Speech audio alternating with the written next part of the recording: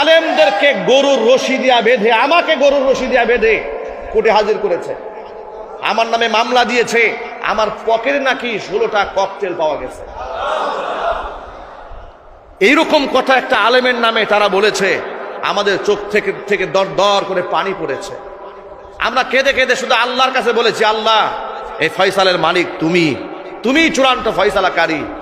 আল্লাহ মামুনুল হককে দেখেছি, হাতের মধ্যে হাত করা, বাম হাতে হাত করা, পায়ের মধ্যে ডান্ডা বেরি, বুলেট প্রুফ জ্যাকেট পরা, মাথার মধ্যে হেলমেট পরা, মনে হচ্ছে কত বড় গুন্ডা তারা নিয়ে যাচ্ছে। এই সমস্ত আলেমদেরকে যখন আদালতে হাজির করা হতো, অসংখ্য লোকেরা চোখের পানি ফেলতো, আলেমদের সালাম দিত, মুসাফা করত, দোয়া নেওয়ার চেষ্টা করত। আর সময়ের ব্যবধানে ওয়াতিলকাল আইয়ামু নুদাবিলুহা বাইনান নাস, ওদেরকেও আদালতে উঠানো হচ্ছে। মানুষ সালাম না দিয়া জুতা মারছে, মানুষ ডিম